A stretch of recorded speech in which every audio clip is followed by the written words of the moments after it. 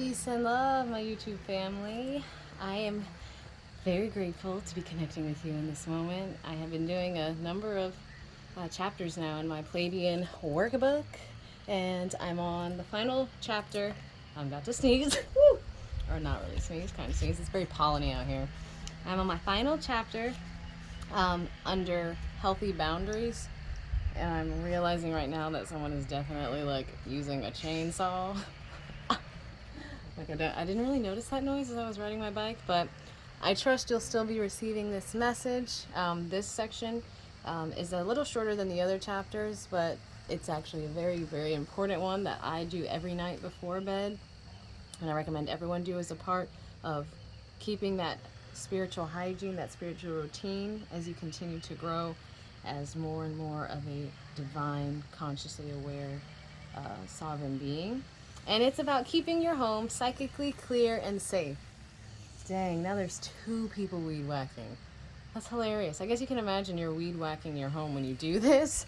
So I'm just going to trust that the background noise isn't too jarring, and perhaps they'll stop before I get to the part where I give you the guidelines for clearing your home. Okay. The last process for creating healthy boundaries and psychic protection is for your home. It can also be used to clear any other place in which you are staying temporarily, such as a motel or someone's home where you are visiting. Although it has not been discussed previously, an important function of healthy boundaries is separation from the lower astral planes. These are the sub, third, fourth, and fifth dimensional planes where dark beings and entities live, as well as negative thought form creations of humans. It is a place where nightmares are bred and often experienced. When you fall asleep at night, you leave your physical body via what is called your astral body. Your astral body literally travels through and beyond time and space into either the lower astral planes or the higher planes of light. The latter is much more highly recommended. As you go through an assortment of experiences during this astral travel, you sometimes dream about it. These dreams serve to help you become more aware of and heal your subconscious. Sometimes emotions and past traumas are released through your astral body. At other times, you may go into higher dimensions and attend spiritual trainings or receive healing. You may review past lives for assimilation and growth. These are only a few examples of the possibilities. Healthy boundaries when you are asleep are essential to healthy boundaries when you are awake. If your astral body is damaged in the lower astral planes, the corresponding parts of your physical and etheric bodies will be left physically vulnerable to attack or invasion by lower frequency energies. Your astral body, when you are awake, creates a resilient type of protection for your entire energy field. When it becomes damaged, this protective function is in jeopardy. Because of the law of psychic magnetism, like frequency is attracted to like frequency. If you have acquired pain, damage, or fear in your astral body during sleep, you will magnetize those same types of lower frequency energies into your aura, chakras, or body while awake. You'll also be much more vulnerable to psychic attack or invasion by entities vibrating at the same rate who feed off of your fear and pain. Their main objective is to keep you in fear, pain, and self-doubt in order to sustain their feeding ground. Remember, nothing can enter your energy field unless something in you magnetizes it. In like fashion, if you go into the higher planes during sleep and experience healing, learning, love, or spiritual awakening, those frequencies will be transferred to your physical body space when your astral body returns and you wake up. Can you remember having flying dreams and arising feeling light and full of joy? Perhaps you remember being in spiritual learning situations during sleep and awakening to recall them and apply what you learned in your life. These latter types of experience are the intention of your dream time. Another intention is to clear your subconscious. In order for these healing and learning experiences to happen, it is vital that your home, as well as your aura, be clear of all astral influences. You can accomplish this by using variations on the themes you have already learned for keeping your personal boundaries clear, like the grounding chapter, the protective egg chapter, the spinal pathway chapter. In addition, there is an invocation that anchors higher dimensional energies into your home, workplace, or other location. For simplification of the following process, the instructions refer only to your home as the space to be cleared. You can adapt the process to your current situation or changing need as appropriate. Follow the guidelines below for clearing your home. So this is the part where I'm going to read a little bit more intentionally. So let's just take a nice little deep breath in together. Long exhale. Beautiful. Follow the guidelines below for clearing your home. Put a grounding cord of light on your entire house or apartment at the floor level. Extend it to the center of Earth. Visualize a golden sun about 2 feet in diameter in the center of your home. Expand the golden sun gradually until it fills and surrounds your entire home space.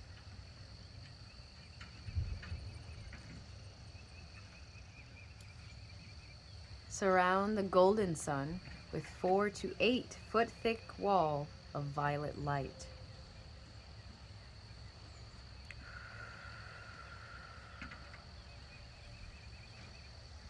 Affirm, this ball of violet light will remain intact until I do this process again. So be it. This ball of violet light will remain intact until I do this process again. So be it. Next, say this invocation. In the name of the I am that I am, I command that this home and grounds be filled with golden light from the city of light where the ascended masters dwell. Only that which is divine may enter. All that is less than divine, which is illusion, must leave now. This will remain so. So be it. When you use the phrase, I am that I am, it is the same as saying the divine God, Goddess presence, as opposed to the ego, I. So when you use this phrase or affirmation, you are commanding in the name of your own God, Goddess consciousness. It is a very powerful affirmation to call yourself, I am, and you should do so carefully and in only positive and creative ways. Anytime you say, I am, and then finish the phrase in a definitive manner, even casually, you are identifying your essence as that which you say. For example, you might say, I am angry, or I am a loving person. And the statement literally defines your essence as being that quality. The second portion of the invocation states, golden light from the city of light where the ascended masters dwell. This refers to the higher dimensional dwelling place of those beings who were once incarnate upon earth, became enlightened, and died consciously or ascended.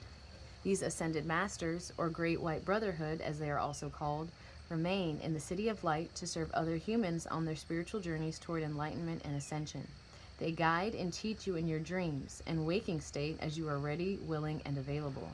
To call upon the light from their dwelling place is to fill your home with the energy equivalent of a sacred temple, filled with such a high frequency of light that only divine energies and beings of divine intent can withstand it. Using this process in a very short time can clear your home of astral and negative energies and begin to gradually experience a greater sense of peace and well-being in your new temple. This will assist you in experiencing more positive sleep time as well. You will probably want to repeat this process about twice weekly for a few weeks. As your home becomes consistently clearer, do the house clearing process whenever you feel a need. I routinely do it about once a week because it feels good. Before going to sleep at night, do the following steps. 1. Surround your aura with a violet bubble. 2.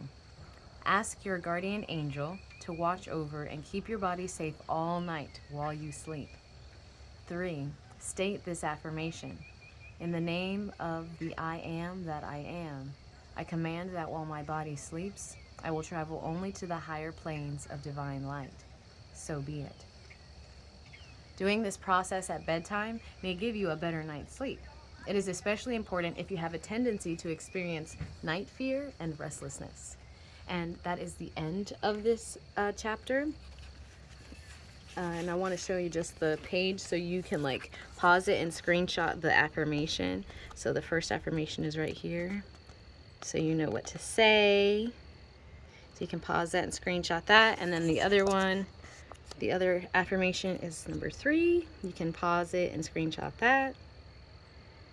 And it's the end of this chapter. I usually sit by the tree and record, but there's someone fishing, so I don't want to interrupt his flow space. But thank you so much for hanging out and listening to another chapter of this beautiful book. If you feel called and you really enjoy the sections in this, I recommend getting it. I got it from Barnes & Noble. If it's not on there, I know the internet is boundless and vast, so I definitely recommend this book, especially if you feel called to Pleiadian energy. And that is the end of this chapter. So I will meet you in the next portion of this chapter series, which is about self-clearing, I believe. Of course, I take my bookmark out. Yeah, the next section is self-healing and clearing, which is also a very important one. There's blowing roses and this and that and all sorts of things. So thank you so much for watching. Thanks for sitting and listening to me read. If you liked it, give it a like. Don't forget to leave any comments if you feel called to. If you have any questions, thank you for your subscribings. Thank you for your subscribings. I appreciate the support. And I will see you all again in the next chapter. I trust you'll stay open to the signs and synchronicities that await you throughout the remainder of your now moment, wherever you are in your day and your night. And as always, I'm sending you peace and I'm sending you love. Bye, guys.